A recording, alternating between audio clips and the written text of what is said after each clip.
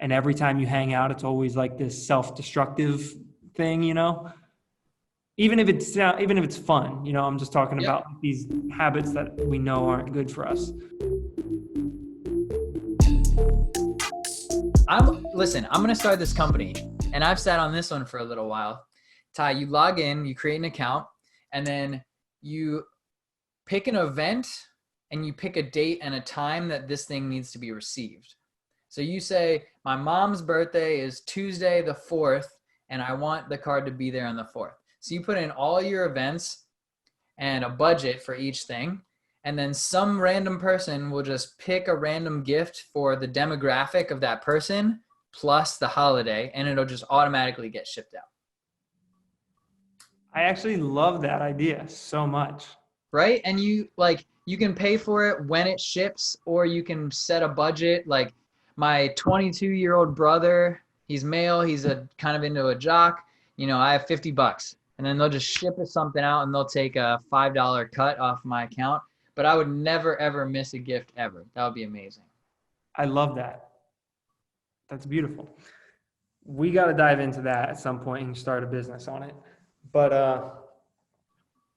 yeah, I just want to get back to making friends real quick. Yeah, something like that. Something like that. What was Well, that? we did say, and keeping friends. So remembering the theme that I was going with there was like, to keep the follow-up is important to keeping friends because they feel like you care. And you can just randomly call a friend and just say, hey man, just thinking about you. Let's talk more later. That's a good point, because I don't know about you. I'm kind of generalizing here, but like how many people, males and specifically, let's say, like how many guys call their friends and just talk to them? Like, does that happen a lot?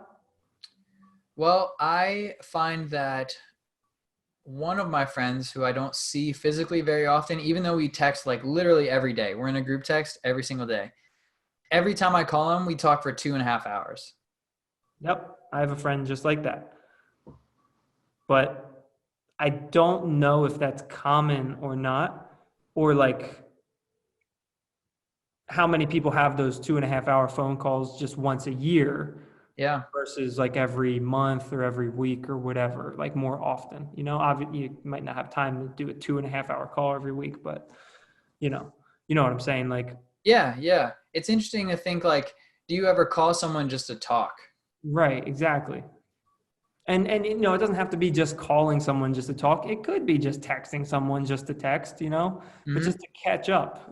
And like you're saying, like keeping friends, the follow up, just catching up randomly sometimes, like even if it doesn't happen naturally in the real world because maybe you don't see each other that often or because of a coronavirus or whatever. In the Like, real world as opposed to the Matrix. yeah.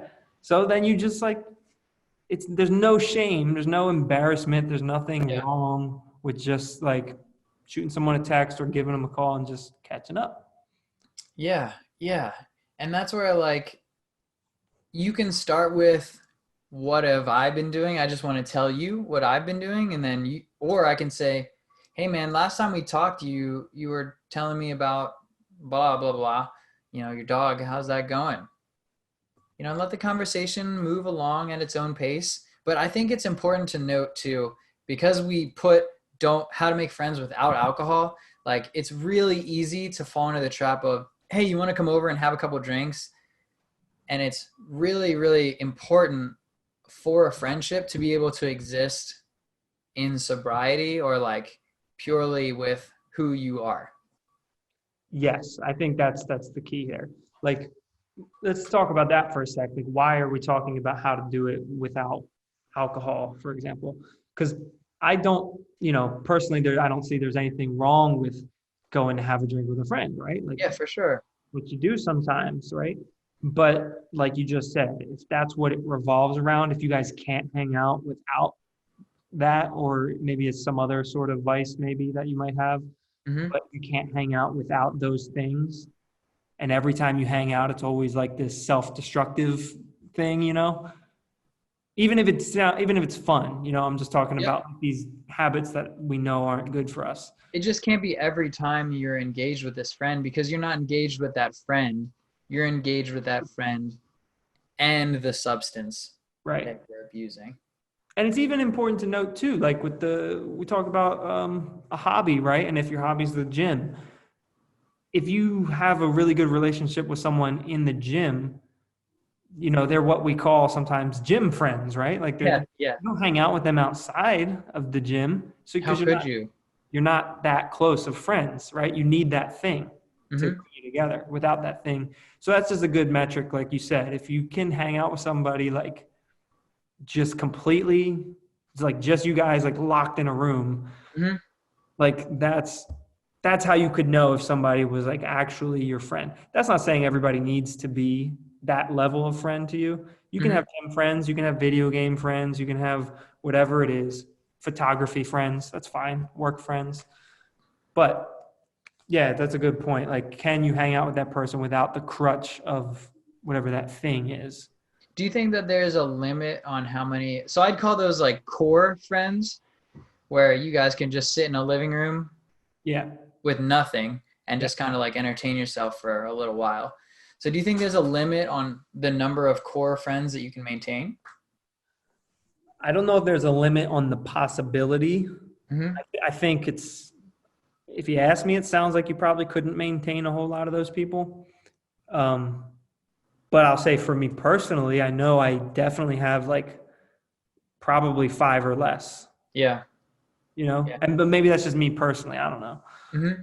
Maybe there are some people who are very extroverted or talk a lot, maybe they can actually do that with anybody, but it might not be like a back and forth sort of thing. It might just be like they know how to, or they just naturally talk a lot or whatever. But Mm-hmm. It is funny, like my partner is an introvert, and when she hangs out with somebody who does all of the talking, she is so happy. it, it, I can see that. Sometimes I'm happy. It depends. Actually, it depends. It depends how badly I want to talk, I right? think you're less introverted than my wife, though. I don't think I'm like the most introverted person by any means. I get I get put in that category off the bat sometimes. Really? Yeah, yeah. Well, it's funny. The people, here's my analysis of myself. Okay. I think I give really good first impressions. I think I do really good at first impressions most of the time. Sometimes maybe I'm off. But most of the time, especially if I know that this thing is coming up and I'm preparing for it or whatever, I do really good with first impressions. After the first impression, I will then decide basically for myself how valuable that relationship is to me. And that will determine how good the second impression and the following subsequent impressions are. And Oh man. I would say that most of the people who think I'm an introvert, it's not that I'm introverted per se, although maybe I am a little, but it's more so I just don't want to talk to them.